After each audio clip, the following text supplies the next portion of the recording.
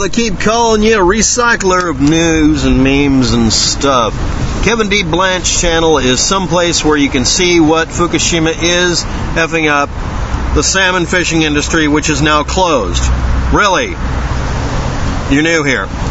By the government. Check out his video. Now, are you still going to eat a salmon? Yes, I will. Or a can of salmon, definitely. On your channel. I'm not going to eat on camera because I have busted teeth, and honestly, I don't pay attention to what I look like when I'm eating. It apparently is frightening. Or will you be eating crow? Now, the title he gave me does actually lead to a video that has these words in it, so I'm just going to use it for this video. If you were looking at a video by Kevin Blanch, who got cancer from drywall, not from Fukushima, he has a video that apparently includes the names of the Alaska. He didn't spell out Oregon, Washington, California.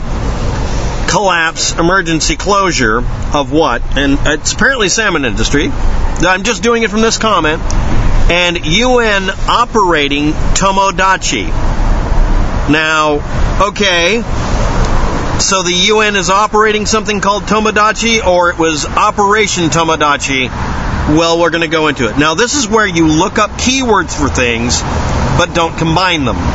If you include closure, UN operating Tomodachi, or whatever, you're going to find his video, and you're going to find loopbacks to him about people mentioning it. That's not how we look things up. This is the Alaskan salmon industry activist Wikipedia page from 2007, not the current year.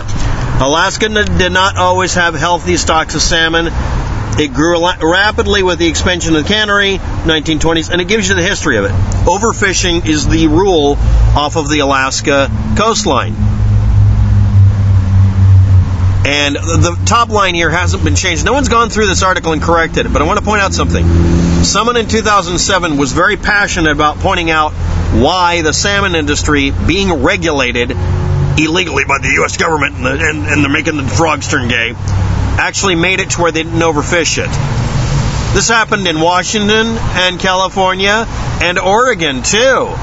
Yeah, telling people you can't just strip mine the ocean will reduce losses. But how effective is this?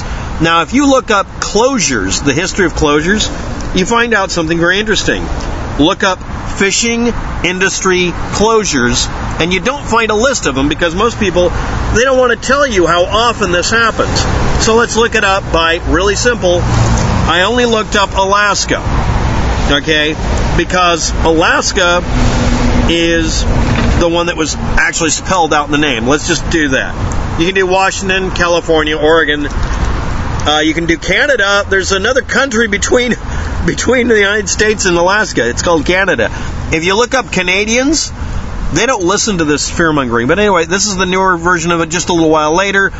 What you do is you look for the view history and then go to the bottom until it shows you all 500, and then you look for every time somebody felt a need to delete a bunch of stuff and look at the copy just before it to find all of the opinions and statements here. Somebody is sitting on this on this Wikipedia article, and that's all there is to it. So that's it. So we go on to the next page here. Canada, yes, Canada sees a shock salmon glut in 2010, following 2 decades of decline in salmon run numbers because it's freaking salmon. They spawn upriver and go back to the ocean. If you overfish them, you kill them off. Got it? How many of you eat canned salmon or have salmon as an ingredient in something? Well, the salmon go to wherever they go to. All right? You can read history on this and not listen to a YouTuber, including me. Links below in the description, because don't trust, just test every source. 2010 again. Fishermen protest law that's closing many areas to fishing after a glut happened because they finally got away with making it to where the deadliest catch wasn't killing off the fish.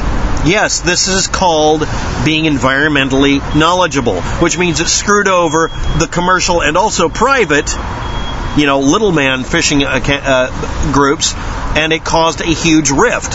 But if they didn't do that, it wouldn't force the situation to maintain the animal numbers.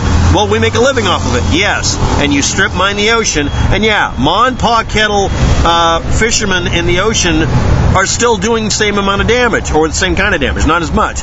Most of this was factory overfishing, okay? And bounty fishing. And what they did is they had to place restrictions on it. Trade deficit, who's responsible? Yeah, well, we want to make sure that we have salmon runs. Look at the time and date stamp. These rules and restrictions are put in place when there's plenty of fish and not enough fish. It's done based on making sure next year's spawn or this year's spawning is successful. It's based on the ratio of young and old fish. You don't know that? I had to learn that. I learned that in school. But anyway, maybe I'm wrong. Fisherman's news. What about fisherwoman's? Totally triggered. 2013. Government shutdown. Oh, by the way, did you know that sometimes they shut down literally the fishing industry in some areas, or just private fishing like you and I would do, because they don't give out permits or something? I don't know.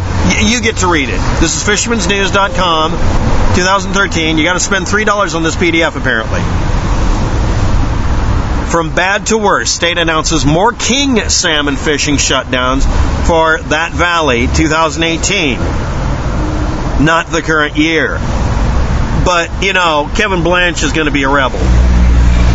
Southeast Alaska sees widespread salmon closures because they're all irradiated since 2010.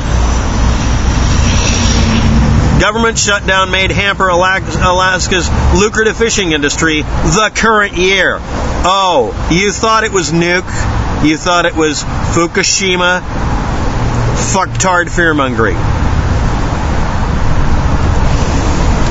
Alaska salmon fishing industry revision history. Harsh BMW 2000 sat on this article. He's an activist. Who's sitting on it lately? Look at the name that comes up most. Perhammer. Well, actually, it's got a mix of people. So let's go on to the next. Operation Tomodachi is not an operation running someplace called Tomodachi. It was supported disaster relief in 2011. Is it still running? It stopped running in May of 2011. Operation Tomodachi is no longer existent. Is Kevin Blanch acknowledging that? Let's see if there's more. Timeline. It stopped in 2012, apparently. Cleanup efforts. Criticism. Sure.